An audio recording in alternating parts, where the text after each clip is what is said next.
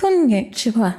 Today we're going to talk about something that is the very basis of Japanese and that we've talked about right from the very first lesson. And that is the grammatical subject, what we call in trained language the A-ka.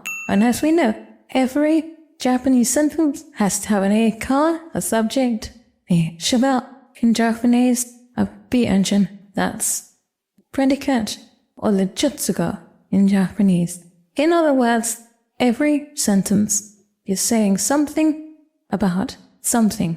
Now, some people argue that there's no subject in Japanese. Some teachers do this, including Tai Kim sensei, and generally this is because they don't have a very good grip on how the language actually works. Some Japanese people, a minority of linguists, also propose a no subject model for Japanese.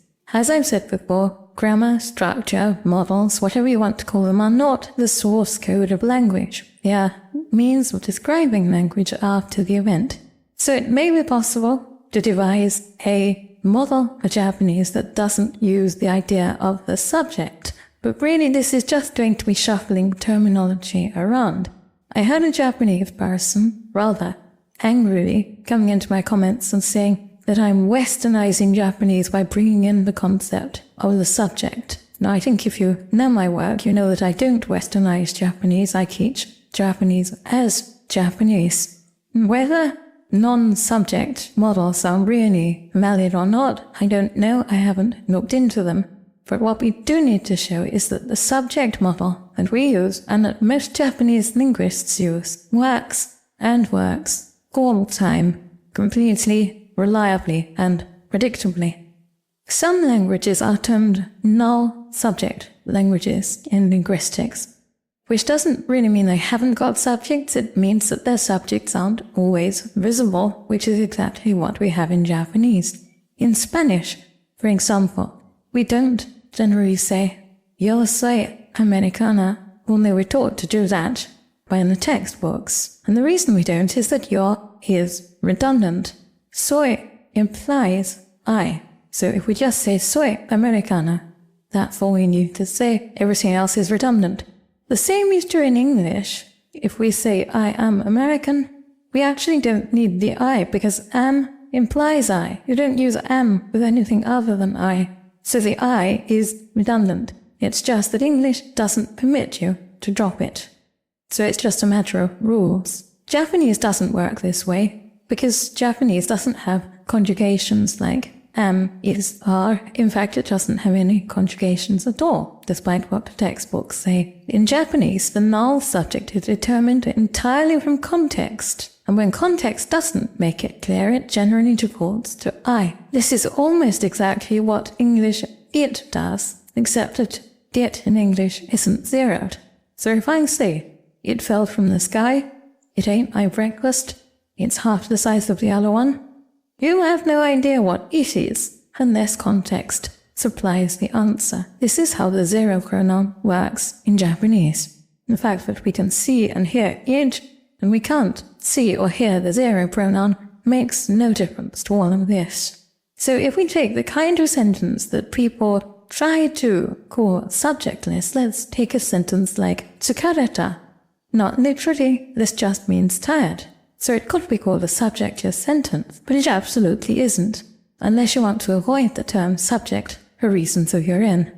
When we say tsukareta, we are not saying that the rabbit in the moon is tired. We're not saying that Mickey Mouse is tired. We're not saying that tiredness settled like a purple haze over the known universe. We are saying, tai gam tai. If that wasn't the case, Japanese wouldn't be a language, because we couldn't do the basic thing that a language needs to do, which is to make statement be about thing po. If I look at a girl and say, today nanonye, again, I am not saying that the rabbit in the moon is pretty, or that life in general is pretty. I have a very clear subject known to both myself and the hearer. Now there are cases where we have an indeterminate subject, and some people might try to argue that these at least are our mystical, subjectless Japanese sentences, but actually they're no different from their English equivalents. So we might say hare soda, which means it looks like being fine. And you then ask, what looks like being fine? The weather? The day? This part of the world? There isn't an exact answer. And of course this is the same in English and Japanese. The subject is indeterminate. In English, we know there's a subject because its place is held by it. What about Japanese? Are we just shoehorning a subject in? No, we aren't. Notice da, accompanying the da. We all know what da is, and if we don't, I'll link a video so that you can follow it up.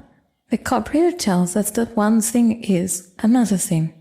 If we say roses are flowers, Mary is an artist, today is Saturday, we are joining one thing, the subject, to another thing, the predicate, or the A car to the B engine. This is what da does, and in Solomon it does. So we know that this sentence has a zero subject, even though it isn't placed marked by it. We can't see it, we can't hear it, but we know for a fact that it's there, because without it, da makes no sense at all. Now there is actually one kind of sentence in Japanese that really is subjectless. You can find it in English too, but it's a little more common in Japanese, but not all that common. And it's a sentence like, Osaka ni tadori tsuita sakura tachi. Ba hazukashiku natta shanako.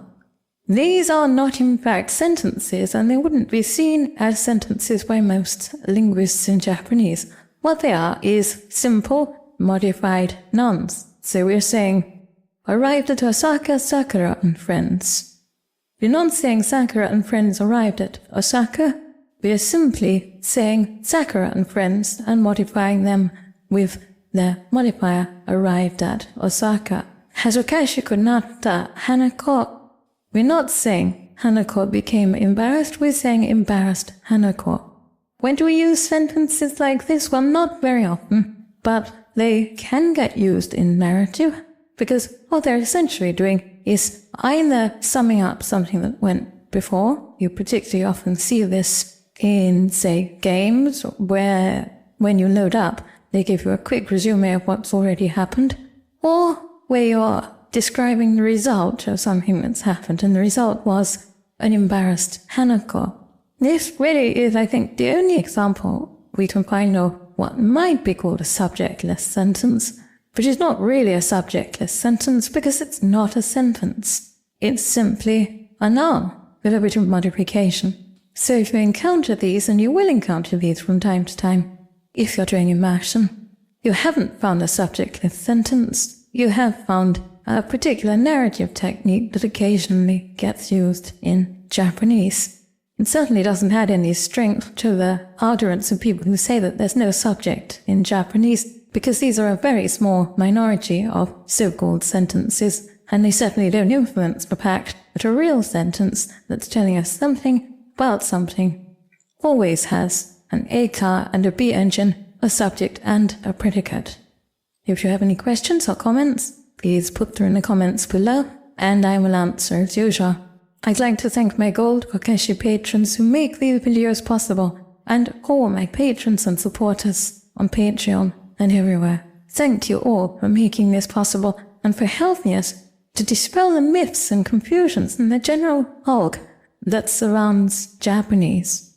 I think there's a feeling in the West that Japanese is somehow a foggy language that doesn't work like other languages, and there are one or two Japanese people who perhaps for nationalistic reasons, for wanting to stress the uniqueness of Japanese, play up to this idea. Well, that doesn't really matter because their audience is fundamentally Japanese people whose Japanese isn't going to be ruined by a strange model of the language.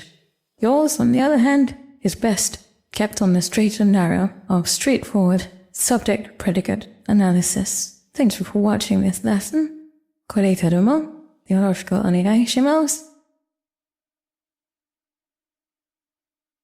Class dismissed.